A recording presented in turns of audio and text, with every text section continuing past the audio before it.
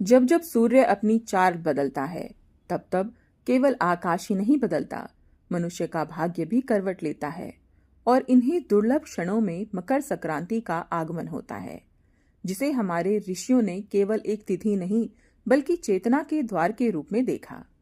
मकर संक्रांति वह पवित्र समय है जब सूर्य देव दक्षिणायन से उत्तरायण की ओर बढ़ते हैं, और यही परिवर्तन अंधकार से प्रकाश की यात्रा का संकेत देता है। शास्त्रों में कहा गया है कि इस दिन से देवताओं का दिन आरंभ होता है, अर्थात जो साधना, दान और संकल्प इस समय किया जाता है वह शीघ्र फल देने लगता है। इसीलिए यह पर्व केवल तिल गुड़ तक सीमित नहीं रहता, बल्कि आत्मा और धन दोनों की शुद्धि का महापर्व है। प्राचीन कथाओं में वर्णन मिलता है कि जब भी पृथ्वी पर आर्थिक असंतुलन, दरिद्रता या कर्मों का बोझ बढ़ा, तब ऋषियों ने सूर्यापन उपासना और मकर संक्रांति के उपाय बताए। क्योंकि सूर्य केवल प्रकाश का स्रोत नहीं, बल्कि आत्मबल, निर्णय शक्ति और स्थायी धन का कारक है। इस दिन सूर्य मकर राशि में प्रवेश करता है, जो स्थिरता, कर्म और धैर्य की राशि मानी गई है। इसीलिए मकर संक्रांति पर किया गया छोटा सा उपाय भी लंबे समय तक प्रभाव देता है। यही कारण है कि हमारे पूर्वज इस दिन स्नान, दान, जप और मौन को अनिवार्य मानते थे।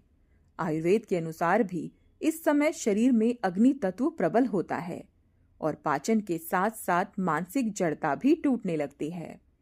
इसी वजह से तिल और गुड़ जैसे उष्ण पदार्थों का सेवन और दान किया जाता है, ताकि भीतर और बाहर दोनों स्तर पर ऊर्जा संतुलन हो सके। तिल को पाप नाशक कहा गया है, क्योंकि यह सूक्ष्म स्तर पर पुराने कर्मों की गांठ को ढीला करता है। और गुड़ को धन का प्रतीक माना गया है, क्योंकि यह सूर्य की स्थिर मिठास को धारण करता है। जब कोई व्यक्ति मकर संक्रांति पर तिल और गुड़ का दान करता है, तो वह अनजाने में अपने जीवन की कठोरता और आर्थिक अवरोध को पिघलाने का कार्य करता है। शास्त्रों में यह भी कहा गया है कि इस दिन किया गया अन्नदान आने वाले पूरे वर्ष की भूख और अभाव को शांत कर देता है। इसीलिए गरीब, स्त्री और ब्राह्मण को अन्न देना विशेष फलदायी माना गया है। अब यदि इस व्यवहारिक जीवन की बात करें, तो आज का मनुष्य धन की कमी से ज्यादा दिशा की कमी से पीड़ित है। वह मेहनत तो करता है, लेकिन फल स्थिर नहीं रहता। ऐसे में मकर संक्रांति का दिन संकल्प के लिए सर्वोत्तम माना गया है। इस दिन उत्तर दिशा की ओर मुंह करके बैठकर यदि कोई व्यक्ति स्पष्ट मन से यह संकल्प ले कि वह अपने धन का सदुपयोग करेगा, कर्म में ईमानदार रहेगा और आलस्य का त्याग करेगा, तो सूर्य ऊर्जा उस संकल्प को पुष्ट करती है। यही कारण है कि इस दिन सूर्य को तांबे के पात्र से अर्घ दिया जाता है। तांबा सूर्य का धातु है। जब उसमें जल, तिल और गुड़ मिलाकर अर्घ दिया जाता है, तो वह व्यक्ति के आत्मविश्वास, नौकरी, व्यापार और मान सम्मान को सुदृढ़ करता है। अनेक पुराणों में उल्लेख है कि जो व्यक्ति मकर संक्रांति पर सूर्य को अर्घ देता है, उसके जीवन में निर्णय शक्ति बढ़ती है और गलत निवेश या गलत दिशा में होने वाला नुकसान धीरे धीरे समाप्त होता है। इसके अतिरिक्त इस दिन घर के मुख्य द्वार पर दीपक जलाने की परंपरा भी केवल प्रतीकात्मक नहीं है, बल्कि ऊर्जा विज्ञान से जुड़ी है। सरसों के तेल का दीपक नकारात्मक कंपन को बाहर रखता है और लौंग उसमें क्षीणता जोड़कर धन मार्ग को सक्रिय करती है।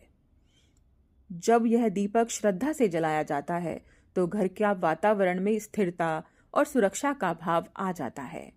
मकर संक्रांति पर तुलसी के पौधे की पूजा भी अत्यंत शुभ मानी गई है, क्योंकि तुलसी को लक्ष्मी का स्वरूप कहा गया है और सूर्य के उत्तरायण होते ही उसकी ऊर्जा और भी प्रबल हो जाती है।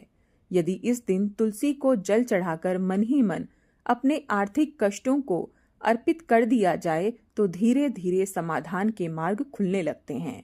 इस पर्व का सबसे बड़ा रहस्य यह है कि यह मनुष्य को आलस्य से कर्म की ओर ले जाता है।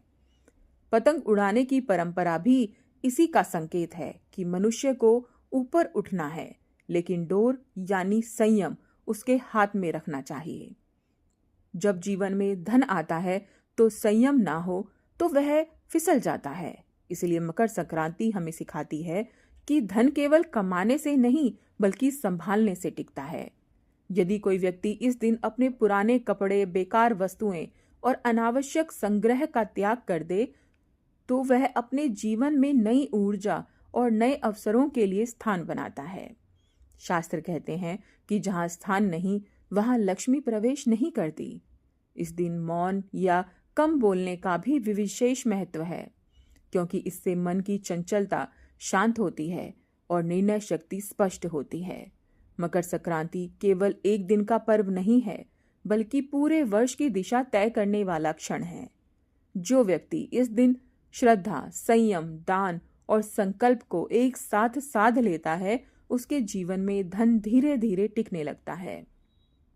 यह पर्व हमें यह भी याद दिलाता है कि धन केवल नोटों का ढेर नहीं, बल्कि शांति, स्वास्थ्य और संतोष का नाम है। और जब यह तीनों साथ हो जाते हैं तो जीवन स्वयं ही समृद्ध हो जाता है। यही मकर संक्रांति का वास्तविक आध्यात्मिक संदेश है।